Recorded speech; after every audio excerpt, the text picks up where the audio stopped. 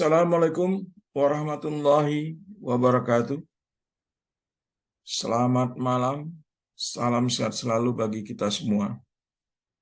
Mahasiswa sekalian, kembali kita berjumpa dalam pertemuan kita di mata kuliah pengantar ekonomi.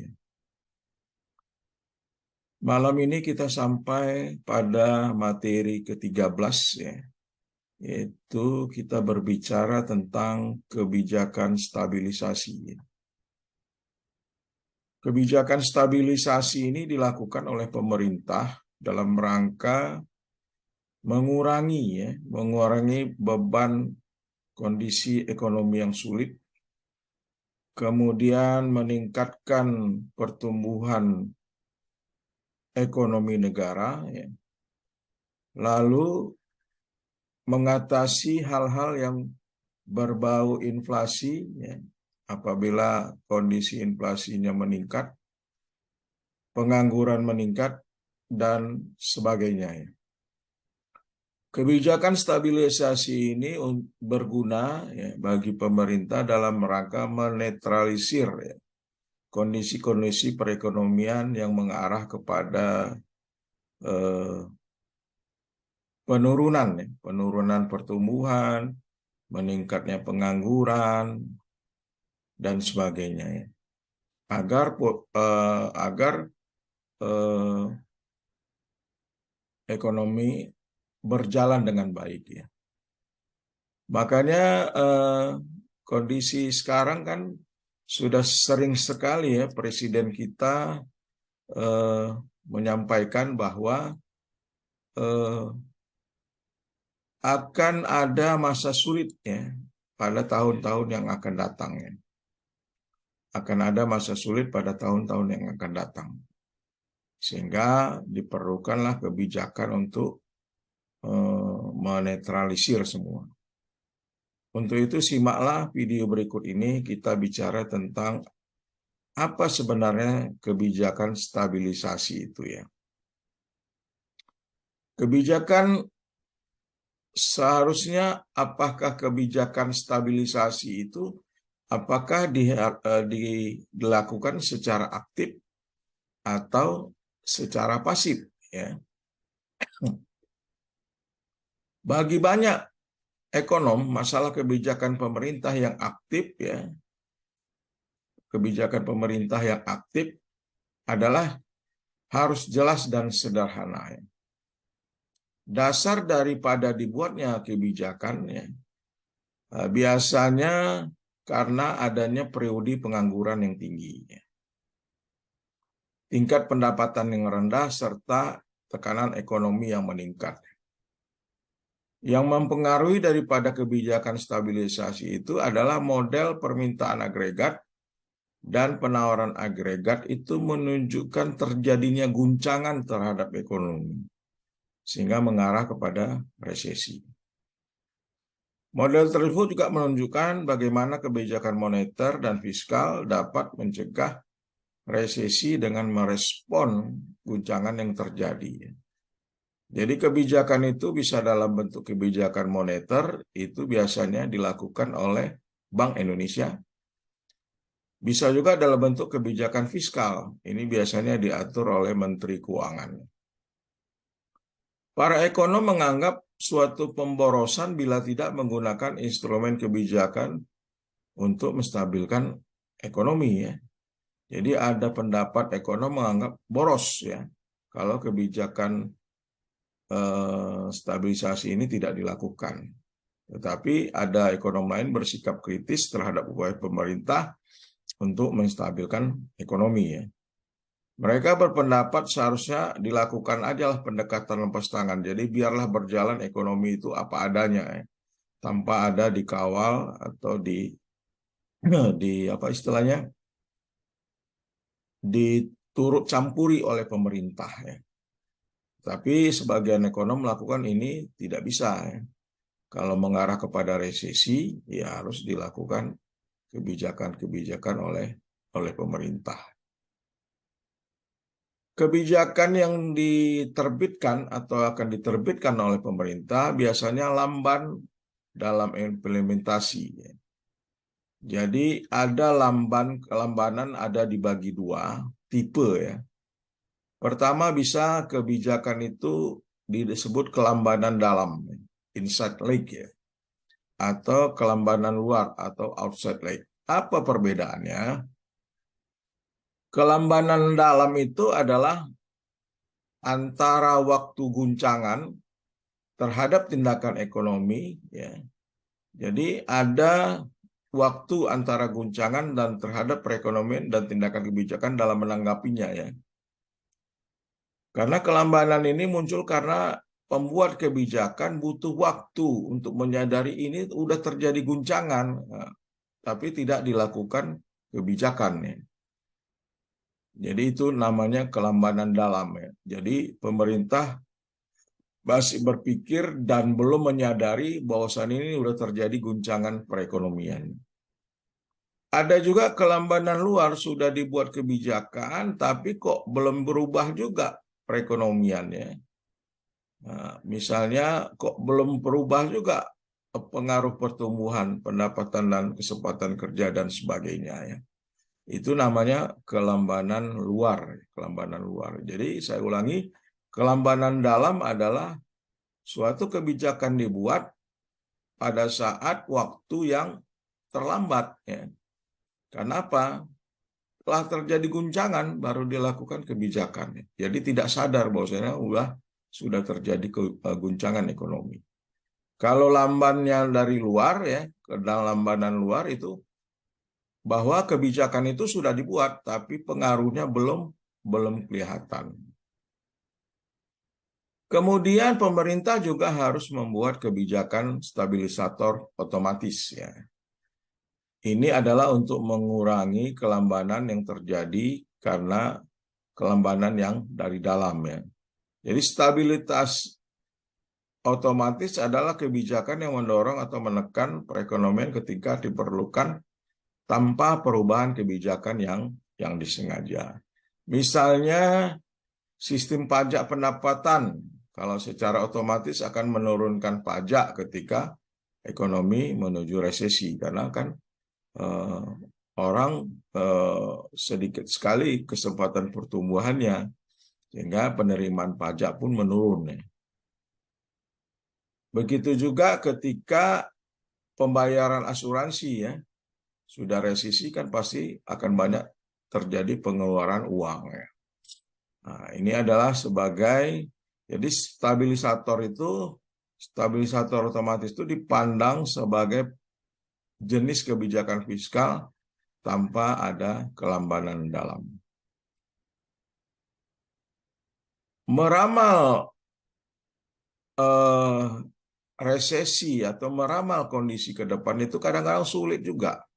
Ya, sulit dilakukan ya. Jadi indikator utama dalam serangkaian data yang berfluktuasi pada perekonomian, penurunan besar dalam indikator utama mengisyaratkan bahwa resesi mungkin terjadi dalam beberapa bulan ke depan. Tetapi kenyataannya tidak terjadi gitu ya. Kita sudah meramal 2023 ini akan sulit ya. Tapi kita masih baik-baik saja dalam kondisi sekarang kan. Belum terasa resesi itu telah terjadi. Padahal di dunia belahan sana sudah mulai orang kelaparan dan sebagainya. Jadi kita meramal kondisi ekonomi sulit, tapi kenyataannya kita baik-baik saja sampai sekarang kan. Mudah-mudahan begitulah seterusnya ya. Karena fundamental ekonomi kita sudah dirancang untuk cukup kuat ya akan menghadapi resesi ya. Resesi ini karena pengalaman terutama apalagi pengalaman COVID kemarin ya, ternyata kita mampu mengatasi perekonomian kita ya, walaupun di tengah-tengah badai COVID ya. Jadi membuat kebijakan berdasarkan peramalan kadang-kadang ya memerlukan secara khusus dan pengalaman yang sangat mumpuni ya dalam meramal ekonomi pada yang akan datang.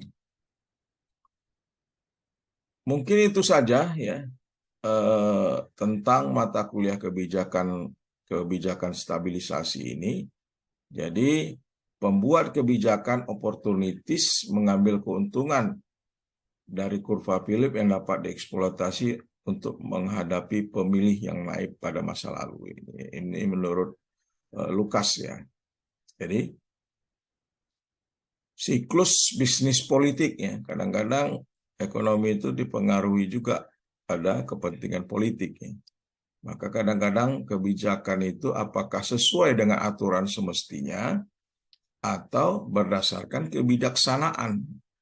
Kalau berdasarkan kebijaksanaan ya semaunya saja ya, dilihatnya kondisi akan susah langsung buat kebijakan ya, tidak dipelajari dengan lebih serius ya, lebih teliti ya.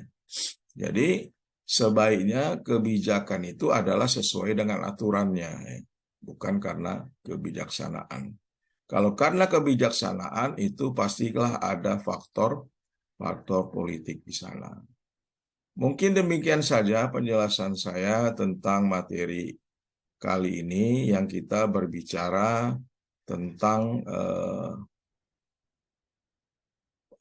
kebijakan stabilisasi ya. Makanya kondisi sekarang ini pemerintah sangat mewanti-wanti tentang kondisi ekonomi kita ke depan. Mudah-mudahan kita berhasil keluar. Apalagi tahun yang sekarang akan tahun yang sulit ya, tahun politik istilahnya ya. Mungkin banyak akan terjadi hal-hal yang di luar dugaan. Sudah masanya resesi, kemudian kita menghadapi tahun politik. Mudah-mudahan bangsa Indonesia bisa keluar dari kondisi yang sulit ini kembali menjadi pemenang. Oke, mahasiswa sekalian, silakan baca-baca slide selanjutnya ya. Kalau ada pertanyaan, silakan bertanya di forum diskusi tanya jawab. Demikian saya sudahi. Wassalamualaikum warahmatullahi wabarakatuh. Selamat malam. Sehat selalu untuk kita semua. Assalamualaikum warahmatullahi wabarakatuh. Mahasiswa sekalian, selamat malam. Salam sehat selalu buat kita semua. Kembali kita akan melakukan pembelajaran kita di mata kuliah pengantar ekonomi. Kali ini kita sudah sampai pada materi pertemuan ke-14. Tidak terasa kita hampir mendekati akhir dari pembelajaran kita pada semester ganjil ini. Untuk itu silakan simak video yang saya share kepada Anda di link YouTube ya, agar Anda lebih memahami materi yang saya telah upload di media e-learning. Kita akan kembali memakai media e-learning, mudah-mudahan Anda bisa memahami pembelajaran kita. Silakan simak PowerPoint yang saya screen ya. Kita buka dulu. Baik, kali ini kita akan bicara tentang utang pemerintah ya. Sebagai manusia biasa atau kita sebagai individu, kadang kita juga perlu mendapatkan utang ya. Apa sebab terjadinya utang? Karena pendapatan kita tidak mencukupi ya, daripada pengeluaran-pengeluaran yang akan kita keluarkan. Kadang di dalam berinteraksi sosial, kita sangat membutuhkan orang yang bisa memberikan hutang kepada kita untuk upaya pemenuhan kebutuhan konsumsi kita dapat terpenuhi ya, karena pendapatan kita yang terbatas. Mengarah kepada pemerintah begitu juga.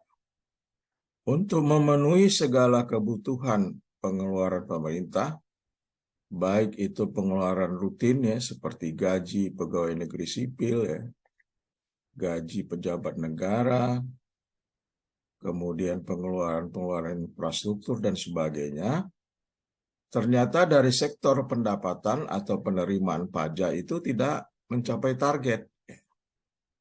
Atau bisa jadi mencapai target, tapi tidak bisa menutupi pengeluaran-pengeluaran yang akan dikeluarkan oleh pemerintah. Sehingga pemerintah perlu menjalin komunikasi dengan negara lain atau sektor swasta untuk dapat memenuhi atau mendapat funding ya atau dana, bisa juga meminjam ke negara lain dengan perjanjian bilateral, multilateral, dan sebagainya. Jadi utang pemerintah itu di zaman sekarang ya sah-sah saja. Kita jangan menafikan, wah anak bayi baru lahir sudah mempunyai hutang. Itu hal yang sangat keliru sekali ya. Karena begitu anak lahir kan tidak langsung membayar hutang yang dibebankan oleh pemerintah. Jadi memang hutang itu akan tercatat. Setiap individu akan mendapat sekian hutang bagi anak yang baru lahir. Ini adalah berita hoax yang sengaja dilemparkan orang yang tidak paham daripada anggaran negara ya. Jadi ini yang harus Anda sebarluaskan, bahwasannya utang pemerintah itu sah-sah saja. Pemerintah misalnya berhutang pada saat ini, berhutang untuk membangun jalan tol, membangun jembatan, membangun waduk. Ya.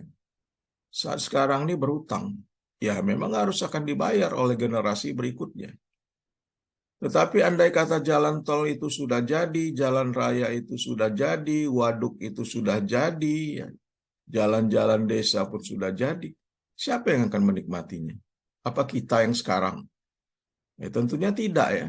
Yang akan menikmati ya generasi berikutnya, anak dan cucu kita ya. Jadi wajar saja kita berutang, tapi untuk memikirkan kemakmuran rakyat kita ke depannya, rakyat kita pada masa depannya.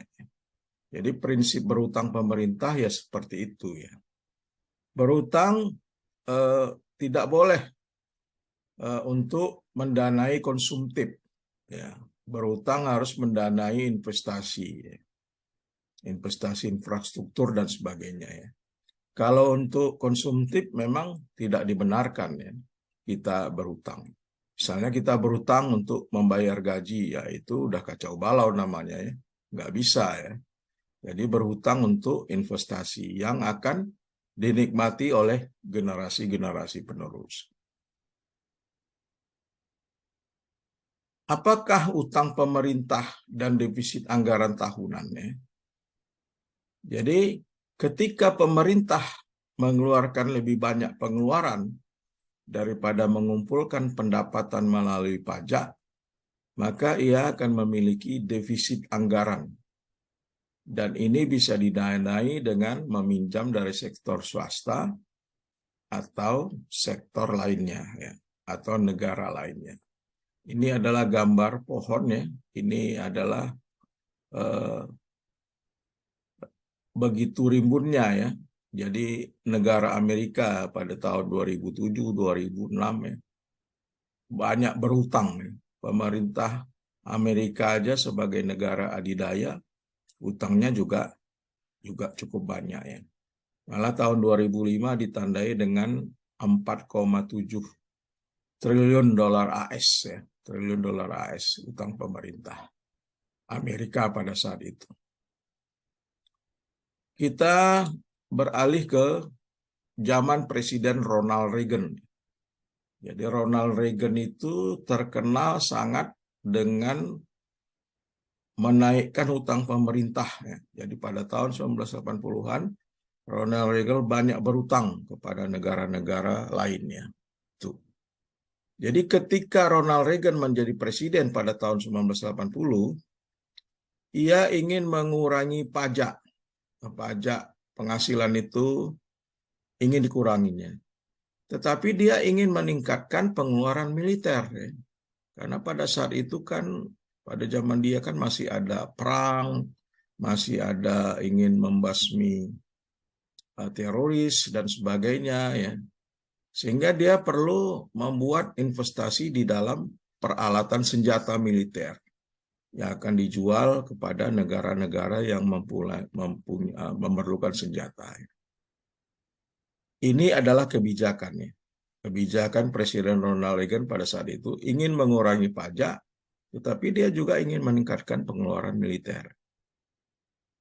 Dan berpadu dengan pada saat itu terjadi resesi parah, karena ada kebijakan moneter yang ketat, sehingga terjadilah periode panjang defisit anggaran yang semakin tinggi.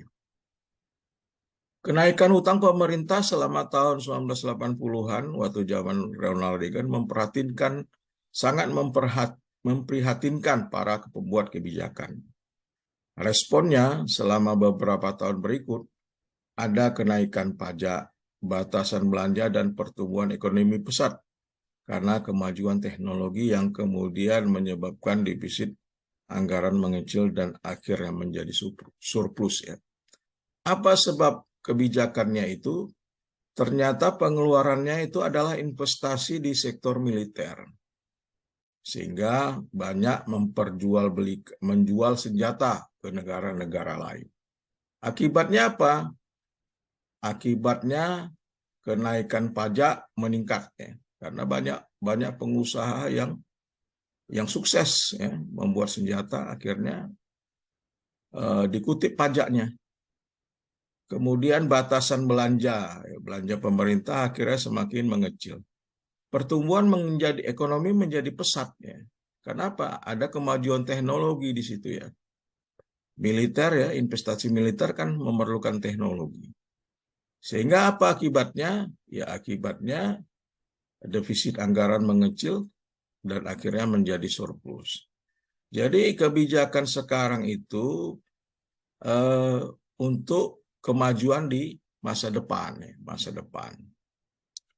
Kemudian yang menjadi problem daripada utang pemerintah adalah defisit anggaran pemerintah. Itu sama dengan belanja pemerintah dikurangi pendapatan pemerintah. Yang lalu sama dengan jumlah utang baru pemerintah. Perlu dikeluarkan dengan membiayai operasinya. Jadi defisit anggaran itu berarti memodifikasi nilai real hutang publik yang ada untuk merefleksikan inflasi saat ini. Bisa juga mengurangi aset pemerintah dari utang pemerintah. Bisa juga mencakup kewajiban yang tidak dihitung yang saat ini terhindar dari deteksi dalam sistem akuntansi.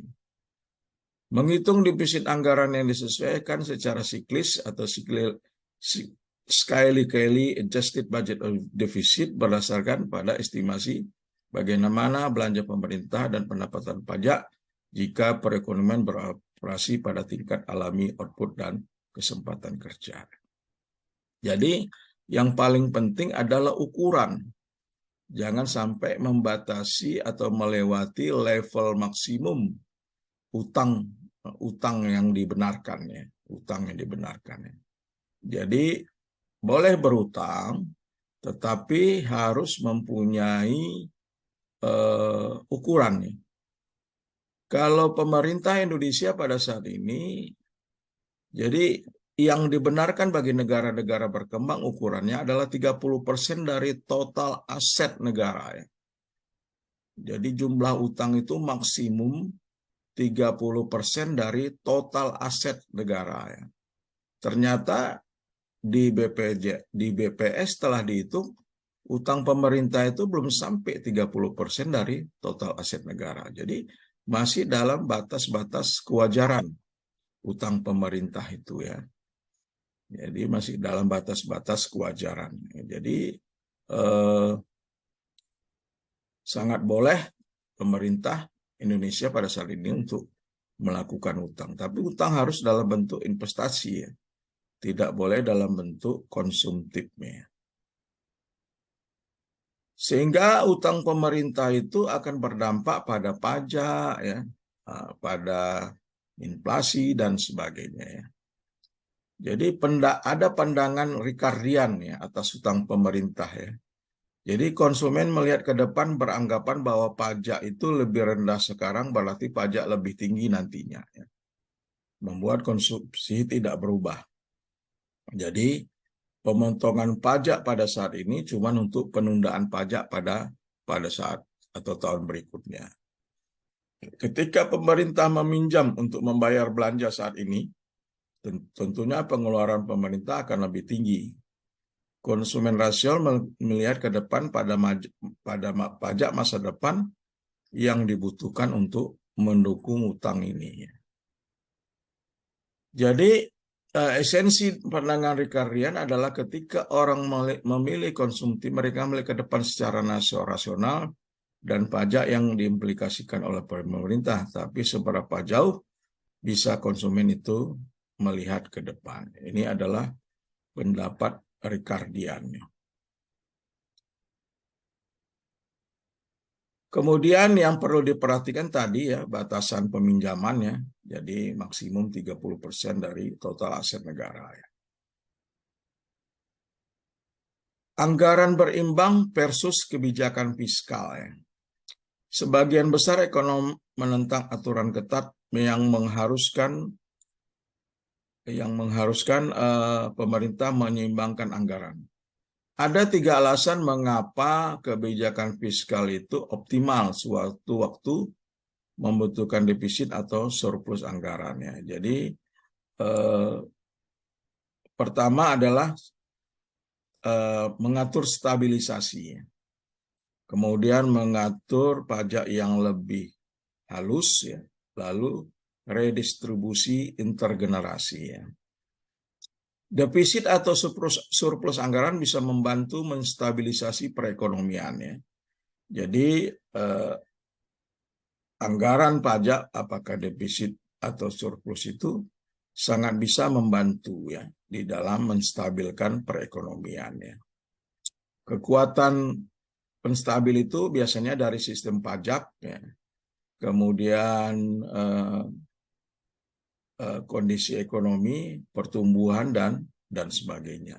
Jadi memang harus dilakukan kebijakan stabilisasi. Lalu dilakukan juga tax smoothing, ya. Apa itu tax smoothing ya? Adalah bagaimana cara menaikkan pajak itu secara perlahan-lahan. Jadi untuk menjaga agar kondisi ekonomi bisa lebih halus ya, jadi tidak terasa gitu, tidak terasa. Lalu utang itu pasti adalah untuk meredistribusi intergenerasi. Ya. Berutang sekarang adalah untuk kebutuhan generasi berikutnya. Memang pemerintah berutang sekarang, tetapi kan manfaatnya akan dirasakan oleh cucu kita nanti, ya. Generasi berikutnya. Jadi sah-sah saja pemerintah itu bisa berutang. Ya. Baiklah, ini saja mungkin penjelasan saya tentang utang pemerintah. Mudah-mudahan Anda paham dan dapat memahami dan bisa menetralisir omongan-omongan para pemberi hoax tentang utang ya, bahwa utang pemerintah itu masih dalam kondisi aman-aman saja. Demikian ya, saya sudahi ya penjelasan saya pada video pembelajaran.